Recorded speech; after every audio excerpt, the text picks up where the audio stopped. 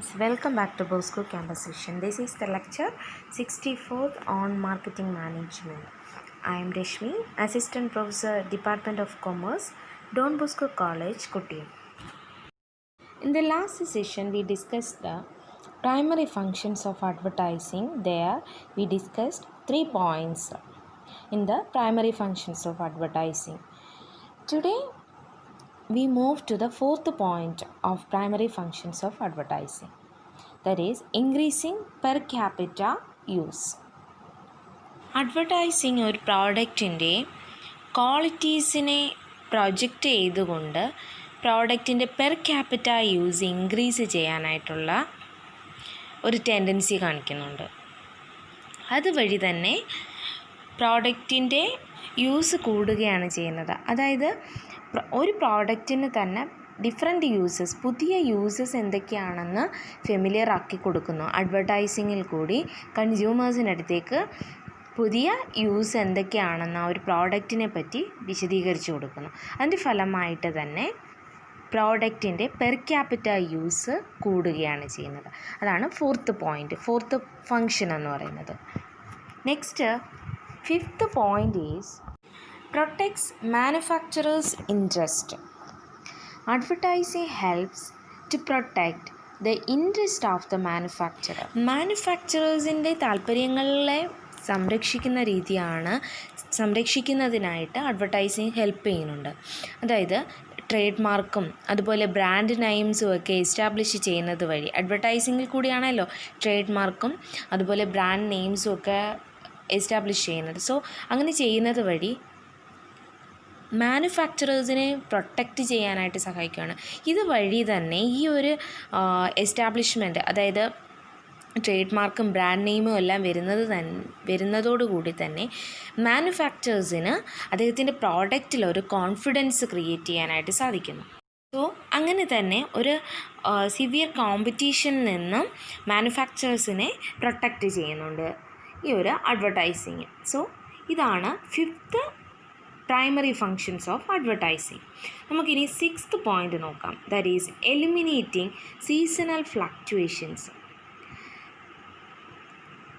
അഡ്വർടൈസ്മെൻറ്റിൻ്റെ ഒരു ഫങ്ഷനാണ്, ഒരു പ്രൈമറി ഫങ്ഷനാണ് എലിമിനേറ്റിംഗ് സീസണൽ ഫ്ലക്ച്വേഷൻസ്.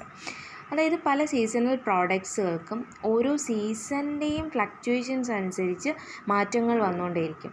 അതുപോലെ ഒരു സീസണിൽ മാത്രമേ ഒരു പർട്ടിക്കുലർ പ്രോഡക്റ്റ് എടുക്കുകയാണെങ്കിൽ ആ ഒരു പർട്ടിക്കുലർ സീസണിൽ മാത്രമേ അത് ഉപയോഗിക്കാൻ പറ്റുന്നുള്ളൂ എന്നുള്ളൊരു സ്ഥിതി. അതേസമയം അഡ്വർടൈസ്മെൻറ്റിൽ കൂടി ഈ ഒരു സീസണൽ ഫ്ലക്ച്വേഷനെ ഒഴിവാക്കാൻ സാധിക്കുന്നു. അതായത് ഓഫ് സീസൺ ആയാൽ പോലും ആ ഒരു പ്രോഡക്റ്റ് ഉപയോഗിക്കാൻ പറ്റും എന്നുള്ള ഒരു യൂസേജ് അഡ്വർടൈസ്മെൻറ്റിൽ കൂടി കൊടുത്തു കഴിഞ്ഞാൽ തീർച്ചയായിട്ടും സീസണൽ ഫ്ലക്ച്വേഷൻസിനെ ആ ഒരു പ്രോഡക്റ്റിന് എലിമിനേറ്റ് ചെയ്യാനായിട്ട് സാധിക്കും. One of the primary functions of the advertisement is to eliminate the seasonal fluctuations for the seasonal products. This is done by highlighting its uses during off season also. ഇപ്പോൾ നമുക്ക് അംബ്രല്ലയുടെയൊക്കെ കാര്യം എടുക്കുകയാണെങ്കിൽ തന്നെ rainy സീസണിലാണ് ഏറ്റവും കൂടുതൽ അംബ്രല്ലയ്ക്ക് market ഉള്ളത്. അതേസമയം off season വരുവാണെങ്കിൽ അതിന് UV റേസ് പ്രൊട്ടക്ഷനുള്ള കൊടയെന്നൊക്കെ പറഞ്ഞിട്ട് കമ്പനീസ് ഇറക്കും. സോ അത് ഓഫ് സീസണിലും ആ ഒരു പ്രോഡക്റ്റിന് പിടിച്ചു നിൽക്കാൻ സാധിക്കുന്നതാണ്. ഇനി സെവൻത്ത് ഫങ്ഷനാണ് raising standard of living. Advertising helps to promote standard of living of people on using quality products. നല്ല ഗുണനിലവാരമുള്ള പ്രോഡക്ട്സുകൾ ഉപയോഗിച്ച് ലിവിങ് സ്റ്റാൻഡേർഡ് ഉയർത്തുവാനായിട്ട് അഡ്വർടൈസിങ് ഹെൽപ്പ് ചെയ്യുന്നുണ്ട്. അതായത് അഡ്വർടൈസിങ്ങിൽ കൂടി ഏറ്റവും നല്ല ക്വാളിറ്റിയുള്ള പ്രോഡക്ട്സുകൾ ഏതൊക്കെയാണെന്ന് മനസ്സിലാക്കിയെടുക്കാൻ കൺസ്യൂമേഴ്സിനെ ഇത് ഹെൽപ്പ് ചെയ്യുന്നുണ്ട്. അതുവഴി തന്നെ ആൾക്കാരുടെ സ്റ്റാൻഡേർഡ് ഓഫ് ലിവിങ്, ജീവിത നിലവാരം കൂടുതൽ മെച്ചപ്പെടാനായിട്ട് സാധിക്കുന്നുണ്ട്. അതുപോലെ it also helps to bring in new and improved products through continuous research and development. Then, eighth primary function is supplying at low price. Advertising creates more demand for the products. Advertising product വാങ്ങിക്കാൻ ഒരുപാട് ആൾക്കാർ വരുന്നു. So advertising creates more demand. ഒരു പ്രോഡക്റ്റിന് കൂടുതൽ demand create ചെയ്യാനായിട്ട് advertising help ചെയ്യുന്നു. So to meet the increased demand there should be mass production which may lead to reduced cost per unit. It ultimately results in low selling price.